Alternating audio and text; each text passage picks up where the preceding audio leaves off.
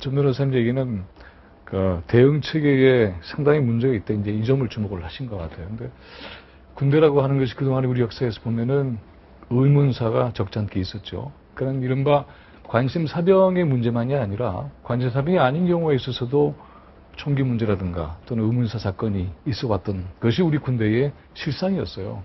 그동안 이제 군대 문화가 많이 변했다고 얘기를 하지만 아까 조금 전에 이 관심사병 분리표를 보니까 그 B에는 이런 게 담겨져 있더라고요. 저는 용어라는 게 온당한 건지가 생각이 돼요. 결손 과정, 요새 이런 말 쓰지 않죠. 그리고 이제 경제적 빈곤층 이렇게 되어 있어요. 저는 분류법에도 좀 굉장히 문제가 많다고 생각이 되고 그 다음에 이제 관심사병이라고 하는 것이 분류법을 다시 한번 보여주죠. 네. 예. B급의 결손 가정, 경제적 빈곤자 뭐 이렇게 되어 여기를 있죠.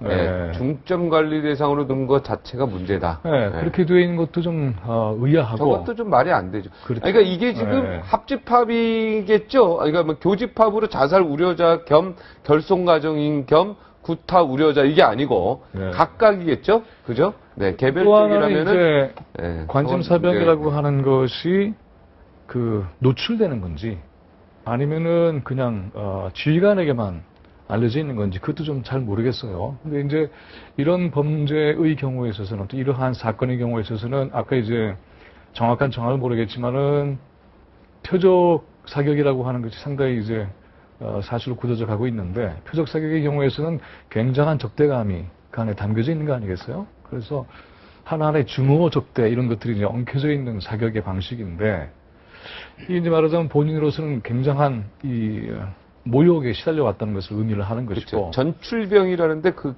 약간 그렇죠. 의미가 있습니다. 네. 그리고 이제 그 부대 내에 그와 같은 적대적 모욕감이라든가 또는 관심사병에 대한 심리적 관리 같은 것이 제대로 작동을 안 했다는 거죠. 네.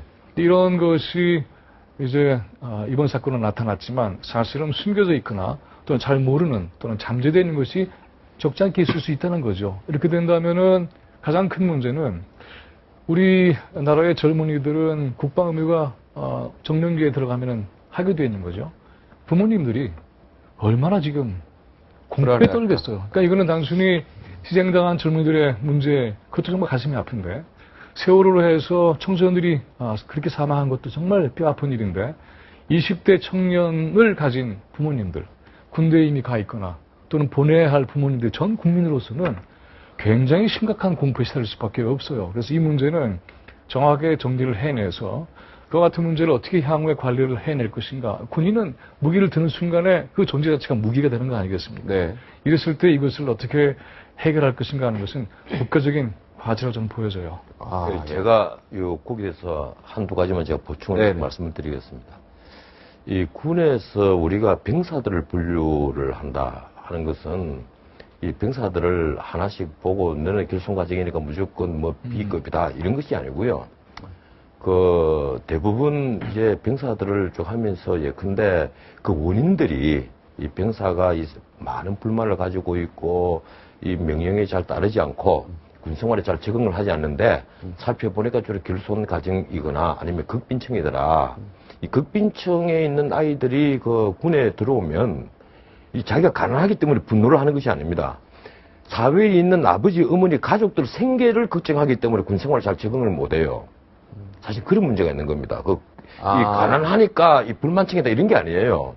예, 자기가 생계에 도움을 주고 있다가 자기가 군에 들어와 버리니까 내 아버지, 어머니가 지금 뭘 먹고 있을까? 동생이 뭘 먹고 있을까? 예, 그러니까 그 군 생활이 손에 안 잡히는 거예요. 그래서 그런 아이들에 대해서 이 지휘관들이 관심을 가지고 꾸준히 보살펴주고 애로사항을 칭취를 해주라 해서 이제 분류를 하는 것이거든요. 반드시 결손 과정이면 반드시 B급이다 이런 것이 아니고. 네, 알겠습니다. 결손 과정이라는 말은 써서는 안 되는 것이고. 그렇잖아요. 또 하나 조금만 얘기를 드리자면은 만약에 그렇다면 앞으로의 논의는 이렇게 확대가 돼야 될 거예요. 사회경제적인 양극화가 심화가 된다고 한다면 바로 그것 때문에 생기는 군의 문제도 적지 않게 있을 것이다 라는 것을 짐작해 볼 수가 있겠죠. 그래서 그런 맥락에서도 한번 접근해 볼 필요가 있겠네요. 자, 정국. 이 개도남만 나오면 참 말씀드릴 기회가 없어가지고 좀 빨리빨리 자, 이제 앞으로 1분 내로만 돼. 관심사병은 필요하죠. 그 지휘관만 알게 돼 있고요. 그 다음에 이제 표현이 잘못되어 있습니다. 결손 과정이라는 표현을 안 쓰는데 한부모 과정입니다. 이걸 이제 옛날식으로 기록을 해놓은 건데 이런 거 고쳐야 되고요. 저는 이번에 본인이 제일 책임이 큰 거죠. 제가 오늘 수업 시간에 학생들한테 어떻게 생각하냐 그랬더니 본인의 책임이 가장 정신적인 문제가 있었다 이렇게 보는데 네. 소대장, 중대장들, 대대장들은 뭐 했냐는 거죠. 관심 사병에 대해서는 철저하게 관리 감독을 하고 배려를 하고 격려를 해야 되는데 이 과정이 없어서 이게 터진 거 아니겠습니까? 우리 사회에서 이 배려 격려의 문화가 없어지다 보니까 군대에서까지 이런 옛날에도 있었어요. 고문관이라고 다 있었는데 네, 예, 사고 없었습니다. 옛날에 많이 사고 지금 없었는데 요즘 아이들이 약하다 보니까 조금만 정신적인 압박이 들어오면 이런 그 큰일을 저지르고 하는데 이걸 이제 소대장, 중대장들의 책임, 군기강 회의로 좀 보고 싶습니다. 네.